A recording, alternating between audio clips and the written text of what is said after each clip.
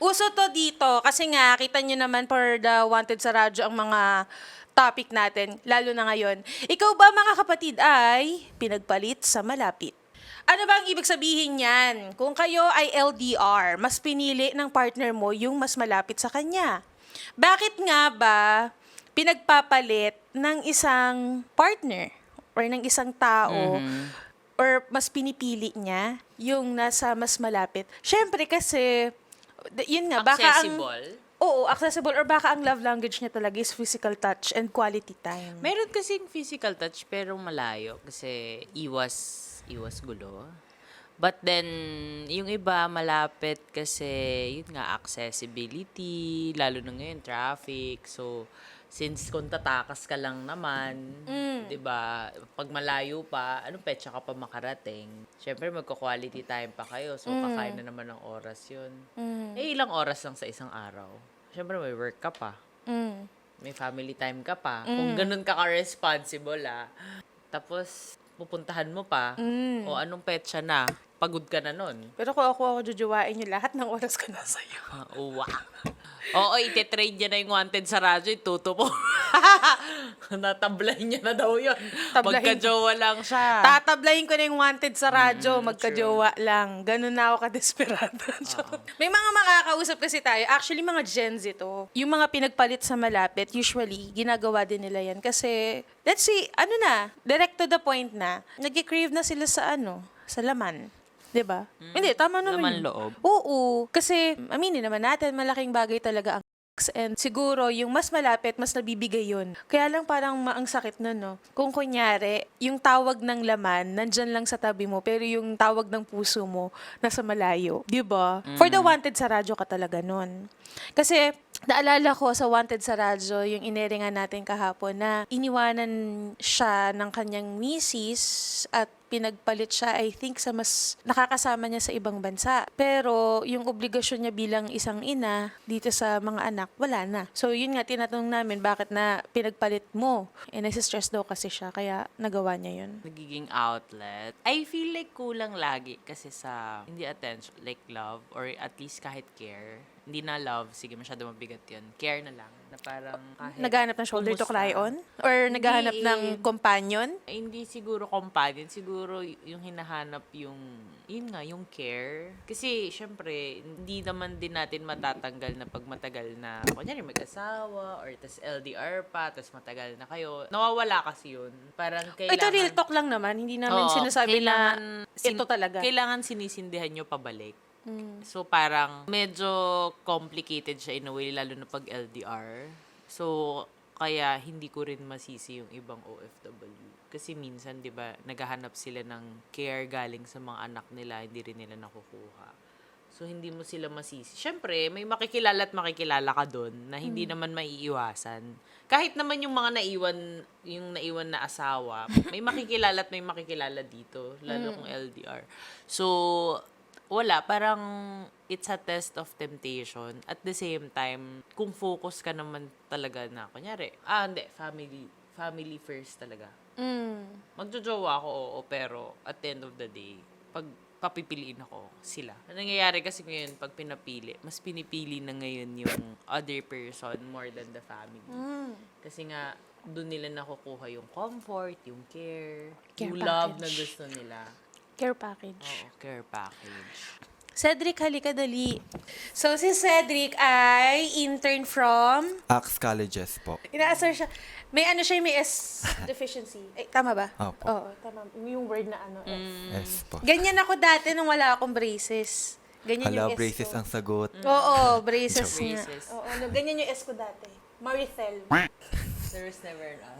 There's never an us. Aray! Ayun. Ka na naman. Ayan. Ikaw ba, Cedric? Ilan taon ka na? 16 po. Ay, Oh, hindi. Hindi. May jowa. Kachat po.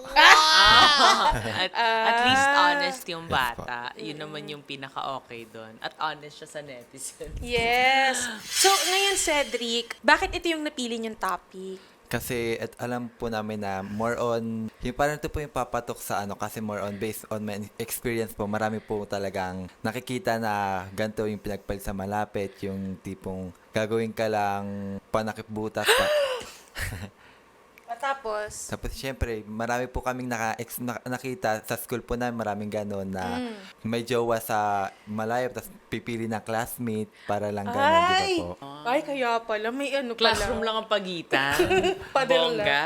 Kaya May yun mga po, kaya ganun. yun po tumakbo po sa isip namin na mas okay po na gawin naming topic na pinagpalit sa malapit. Pero tingin mo, Cedric, bakit nagagawa ng mga partners to na ipagpalit sa malapit? Siguro po yung mga love language ng iba na siguro love language po nila is ganito, yung may physical touch, nakikita, unfair po sa LDR, pag LDR po sila malayo, hindi po sila nakikita. Parang pag LDR po kasi mahal mo cellphone mo eh. Kasi syempre po, through video ko lang po kayo nag-aano. Ay, oo nga. Diba? Pero mas okay po, pero mali rin naman po na mas ipagpalit mo siya sa malapit. Mali talaga. Oo, mali po Oo. talaga yun. Siyempre, yun umasa naman tong isa, bumasa rin siya. Pero yun pala, may pinagpalit na siya sa malapit. Kaya mo ba ang LDR? For me, hindi. Kasi parang pag tumatakbo po ka sa isip ko pag LDR is, mahal ko ang cellphone ko. Siyempre, through video ko lang po kami nag-uusap. Diba? Yan ang pananaw ng isang 16 years old. As Gen Z. Na may kachat. Na may kachat. Pero masaya naman kayo ng kachat mo. Yes po. Nagkita na kayo? Opo. Uy! Same school po. Ah, same school. Di, lagi ka nagkikita. Yes po. Ano naman ang naiisip mong kahihinat na nung friendship niyo niya ng kachat mo? Nasa friends- anong stage na ba kayo? Oo, yon stage. Talking stage po. Getting to know. Yes po. Sa ilang Wala pa naman kayong tawagan, no? Wala pa na. Wala pa. Pero kung sakasakali, anong gusto mong itawag? Mas okay po ako sa real name kaysa ang OA po kasi pag love, Bobby, parang Uy, anong problema mo sa Bobby? Sa baby? Mga ganun. Ah, sige, parang go. very familiar na po kasi. Syempre, Pero gusto mo very Cedric lang? gamit na. Oh, gamit na gamit so, na gusto po. mo, kung Unique magtatawag po. ka, iba. Anong gaya ng gaya na? Tawagin mo unicorn. Sure ako first ka. Chichacorn. Oo, mga chichacorn, kumain ka na. Anong gusto mong, anong unique yung gusto mo itawag sa partner mo? siguro yung real name niya na lang po. Kasi para mas okay. Ay, Oo, we. kasi Ba't kami yung mga Gen Z, no? Mga auntie talaga na tayo. Samantalan tayo, gusto natin yung mga baby. Hindi, ayoko na ng baby. Babe. Mas love ako, love. Love. Kasi parang mas sincere. Tsaka mas mapapa-feel mo na, may care kahit di mo sabihin. Oo! Hindi ko naman sinasabing pero yung mga may tawagan na baby, yan yung trip niyo eh. Trip ko, love. Ako sa susunod kong jowa. Minsan nga may love pa. Ano love? My love will see you through. Hindi, may love tawag to. Pag kapihin nyo na nga to, Kuya Hindi, Gabi. my love as in, my love, kumain ka na ba? O, di ba? Ang sarap sa feeling. Oh. Kasi wala pang gumagawa sa'yo nun. Gusto ko nga susunod na jowa ko, ang tawagan namin, love. Gusto ko, love. Hindi. Love. Kiss mo ko, love. Hindi talaga. Love. Pero ito, ano yung pinaka-worst na narinig mo na kwento about sa pinagpalit sa malapit? yung po, ito po nakita ko, may LDR sila 6 months relationship. Tapos, nag-start ng pasukan, mas pinili niya yung classmate niya kaysa sa 6 months na Oh. Nagkikita ba sila nung 6 months na yun? Yun lang hindi. Oo. Kasi mahirap din kasing magkaroon ng assurance sa ganyang bagay, Kaya nga 'di ba? Parang itong kasing taon to, nakikita mo ng personal. Yung isa na minsan hindi mo pa nakita. So siguro case to case basis din na siguro may kachat ako, hindi naman kami masyado or hindi pa kami nagkikita.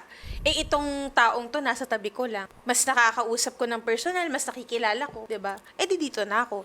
Kaya lang kasi ang pinaka-worst diyan kapag kunyari ang tagal nyo na, let's say 3 years, 2 years, 3 years, 4 years.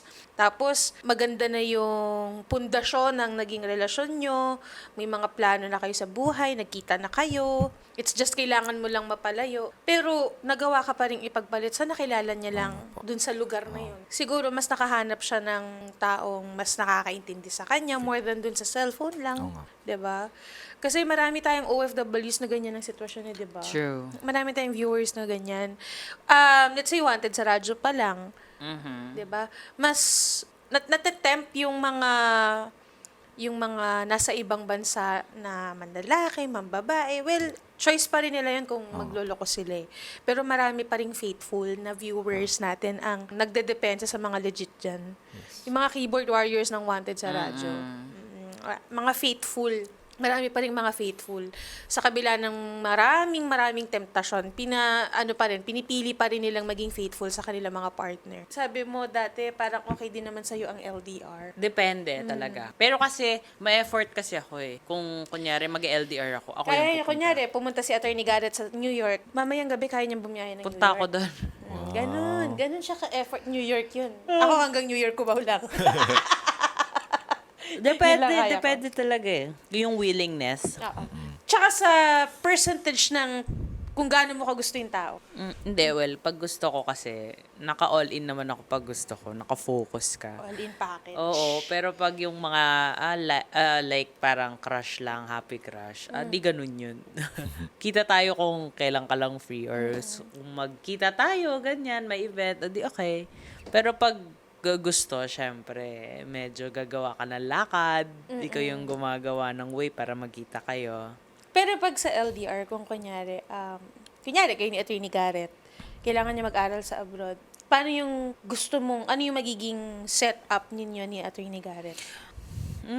Siguro usap, pero video call not so much. Kasi hindi naman kami nag-uusap talaga usually. Mas okay for me pag pupuntahan ko or minsan siya uwi. Ganun. Depende. Tsaka depende kung gaano kalayo. Kunyari, kung New York, magsistay ako doon ng at least a month. No! Hindi, magte-tape tayo. Pero magsistay ako doon at least a month. Tapos, uwi ako dito. Tapos, siya naman or pwedeng ako ulit. Pero after ilang months ulit. Kasi hindi ko naman pwedeng dala-dala din yung bata. Tapos, doon ako. So, medyo different na kasi pag may anak ka versus pag mag-asawa lang kayo at mag-boyfriend lang kayo. Ano ba yung pinaka-top na payo mo para sa mga may ka-LDR ngayon? Na, kunyari, pang mga viewers natin, mga OFWs, na meron mga ka-LDR. Like mag-asawa na. Let's say may asawa at may anak, since meron, nakaka-relate ka na, ano yung pinaka-top na payo mo? Wala, focus lang. Dapat focus kayo. Kung pamilya, pamilya. Kung gusto nyo magloko kayo. Pero dapat alam nyo yung consequence. Ganun naman yun eh. Doon sa ginagawa mo, alam mo namang mali. Dapat ready ka sa magiging consequence na in case mahuli ka or ano, ready ka. May depensa ka na bakit mo nga ginagawa yun. Kasi hindi totoo yung, kasi wala lang. Hindi ako naniniwala sa rason na wala lang. Kasi meron talaga eh, bakit mo ginagawa yun. At alam mo sa sarili mong mali. So, maging focus ka, meaning focus na, wala. Alam mo yung gusto mo, alam mo kung sinong top 1 priority mo. Nasa sayo kung pag shuffle-shufflein mo yun. Kasi di ba yun yung pinag-usapan natin sa long-term goals na parang, ngayon kasi itong priority ko. Baka next year iba. Baka next year mag-shuffle. Baka next year ganun pa din. So, nasa priority list lang. Nasa hierarchy ng priority mo. So, dapat talaga, focus ka lang sa family mo and focus ka lang sa goal. Yun lang O kung talagang palpak yung asawa mo, di mag-focus ka sa anak mo. Yan. Yan talaga. Kung sablay, kasi mas sasabihin, kasi yung asawa ko, lasinggero, bugbugero, babaero, kaya nagluko ako. Kaya naghanap ako ng iba. Pinalitan ko yung mister ko. Which is, pwede naman paglaan. Actually, pwede anak. mo namang hindi mo napalitan. Parang, tignan mo muna kung talaga bang gusto mo na hiwalayan.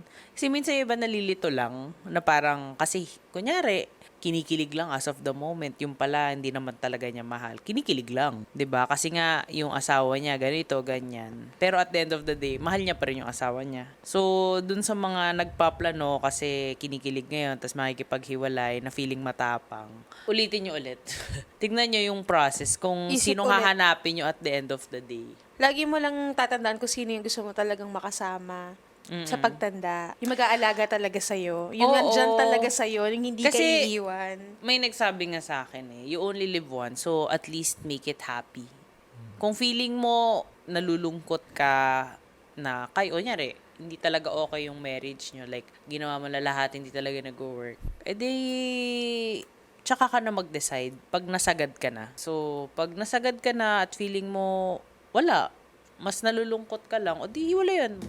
Kunyari, ako rin naman anak, or kahit naman, kunyari, si Grayson, kung sakasakali, ayoko rin naman makita ng anak ko, lagi akong malungkot. 'Di ba? Kasi kahit naman sinong anak siguro, ayaw makita yung magulang nila malungkot. So, kung feeling mo naman kinakalungkot mo yung ganun, di hiwalayan mo na. 'Di ba? Ganun talaga, masakit talaga. Pero kung yun naman yung way para maging masaya ka, o di, ganun may sacrifice ng konti. Lahat naman may sacrifice para maging masaya. Pero yun, tama nga yung sinabi mo. Kapag na-LDR kayo, tas kasal ka, focus ka na lang sa anak mo. At kung may problema ka sa asawa May mo, hierarchy naman talaga yun. wag mo yung palit agad ng asawa. May hierarchy talaga yun.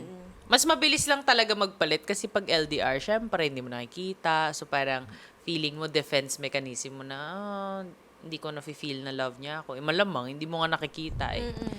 'Di ba? So, you have to find ways to make it work. Kung hindi nag-work ng video call lang, o di once in a while, kailangan mag-ipon ka para umuwi. O di, ganun, Hindi ganun lang naman talaga. para sa Mr. May, para sa anak. Oo, ganun talaga. 'Di ba? Hindi lang naman para sa family nyo. Even for your marriage, you have to make it work. Yun. Sa mga magjowa naman, bago kayo mag-decide mag-LDR, i-make sure nyo na kaya nyo kaysa magkasakitan kayo. Kasi yung iba, go lang ng go. Tapos pag nakasalang na, aaray na. Mahiaw sa pao. Baka naman, Pauline. Oo, kasi nga, yung mga feeling warrior dyan, hindi naman pala warrior sa palagitnaan. Biglang magbaback out sa gera. Kapag Hindi ganun nandyan na. yun. Oo.